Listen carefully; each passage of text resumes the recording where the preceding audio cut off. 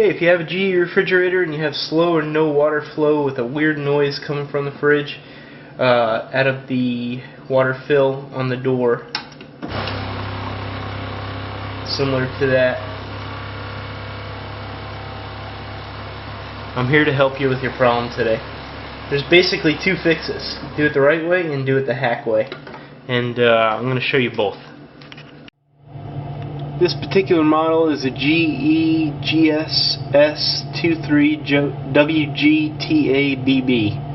I assume that this happens on a wide variety of refrigerators, but I'm not a expert on appliances, so I couldn't tell you. Alright, right now you see that the cover for the filter is already off. I just want to show you how it's made so you could easily take it off. You have one notch here, you have another notch here, and then you have a notch here that actually slides on to that, if you want to call it a plastic grommet. So if I were to install it, just bend these tabs in to get behind the main shell and then push in on this side, and then it's installed. A way to check if the slow flow is due to the water filter that you just installed, or maybe the water filter that you already have on there, is one of these cap offs. I believe the refrigerator is supposed to come with one of these.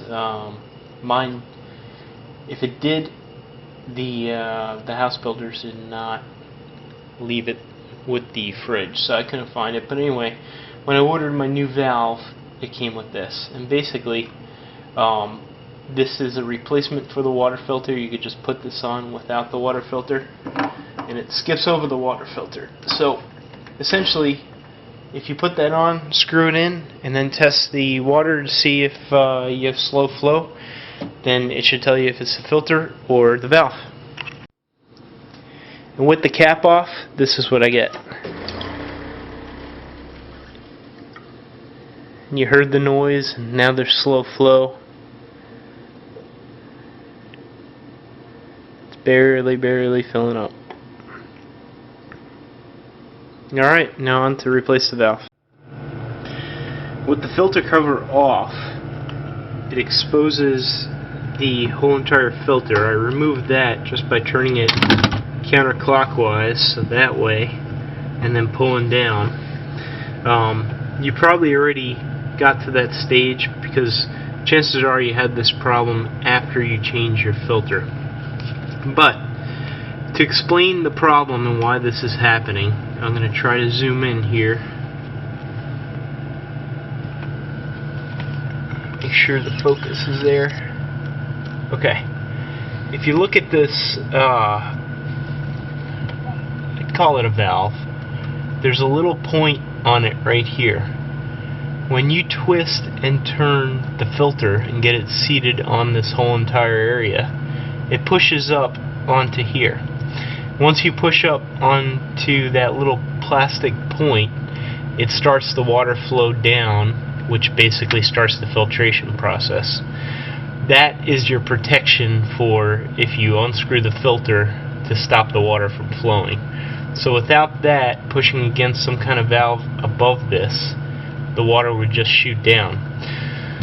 So the problem with this valve is after some amount of time, I don't know exactly what fails inside, but whatever this is pushing up on, it's not pushing far enough.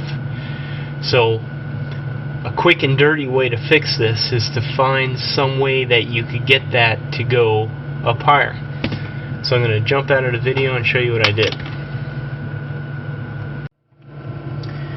So what you're looking at right now is just a simple washer that I took, and I took similar to a Dremel tool and just kind of enlarged the center area to slip over that valve.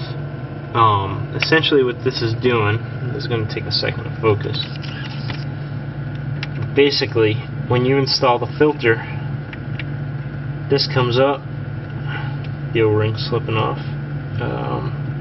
and it pushes down upon that plastic trigger for the valve up above. I'm going to remove this O-ring. Oh, this O-ring is actually part of the water filter. Now you can see it much better.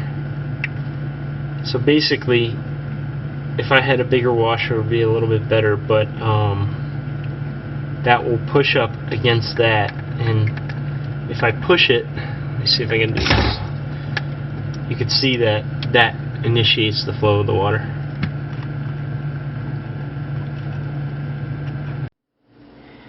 Just to show you basically how that washer will fit in, if I place it right there, you can see it's big enough for the inside for the that main valve part to fit down upon, but it doesn't sit wide enough that it's going to touch that O-ring on the outside. Ultimately, if I was going to use a permanent fix, first of all, I'll probably use some kind of other metal, because it looks like that the water may corrode the steel on this. But anyway, if you go a little bit wider diameter to make up the gap in between, you'll definitely push down upon that valve plunger, or whatever the right choice of words are for it.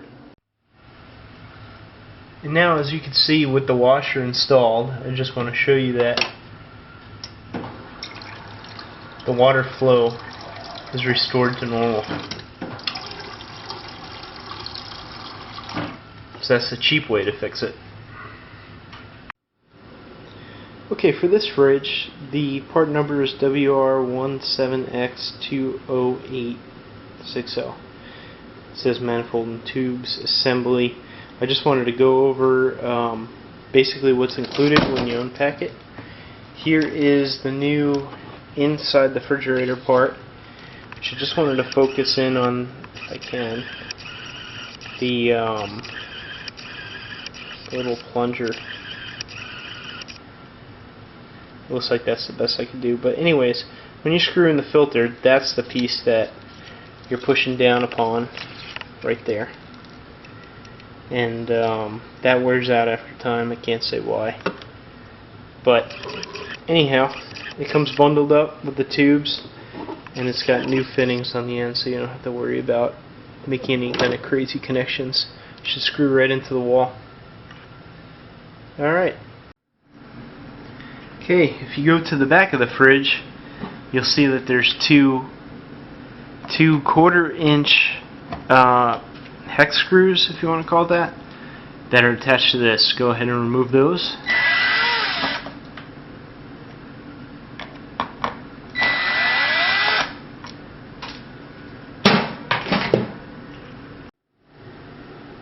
Alright, once you take the cover off, you'll see that the tubes come out of the back of the fridge right there, come down,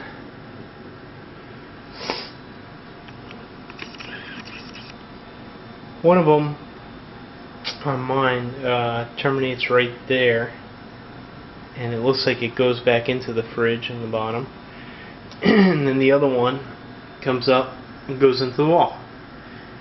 Where it goes into the wall, flash is actually making it harder to see.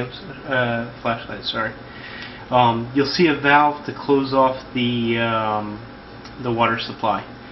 What I recommend doing is you close off the water supply, and then go ahead and try to fill a glass of water, just to relieve all the pressure that's built up in there, so when you pop it out, it's not going to spray everywhere.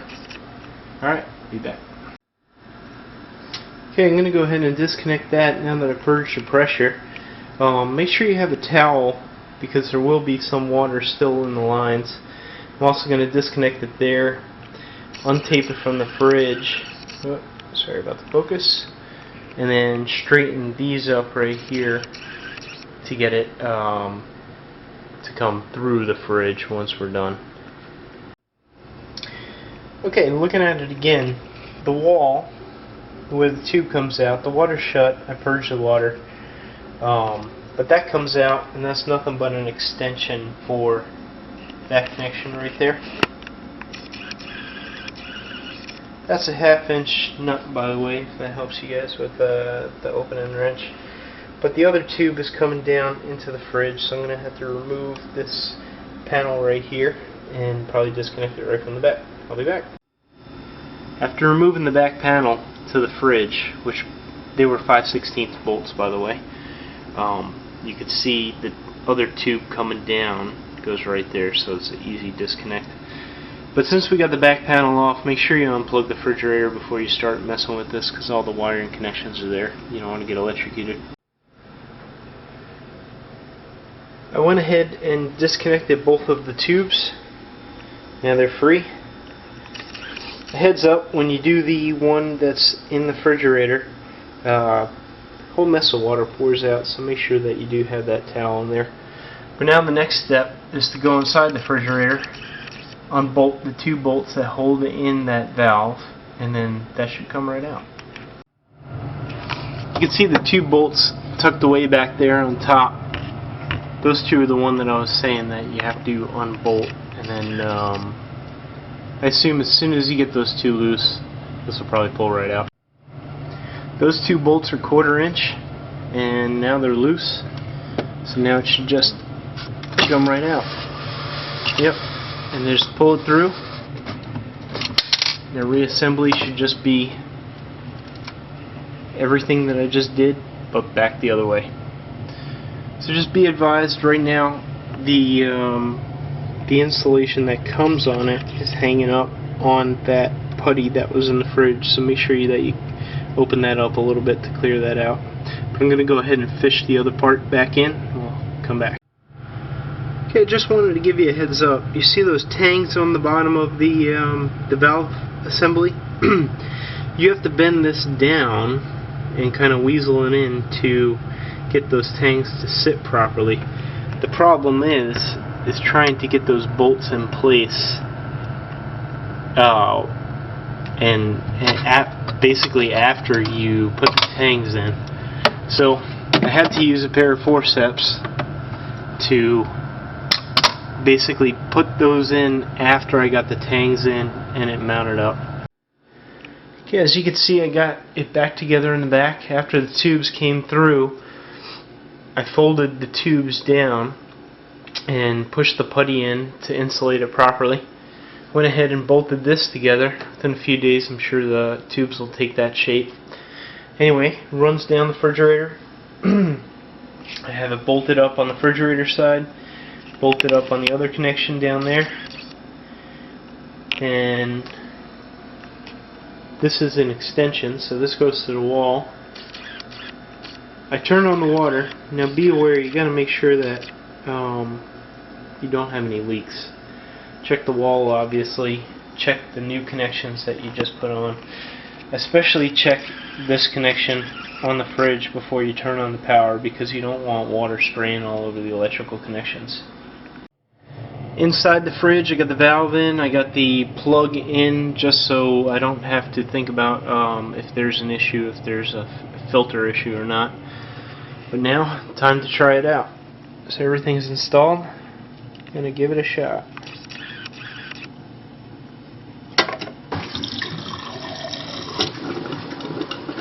A lot of air in the system that's purging through. You could hear the air coming through the pipes. But it looks like it's working great. And now I'm going to just make sure that there's no leaks in the system. I'm going to go through it again. Probably put a few glasses through, get the filter installed, make sure that there's no leaks after that on any of the connections, and I'm going to bolt it all back together. And that should be it. I hope you guys enjoyed this video, and if you have any issues with the install, please leave some comments, and that'll help everybody else. Alrighty, have a good one.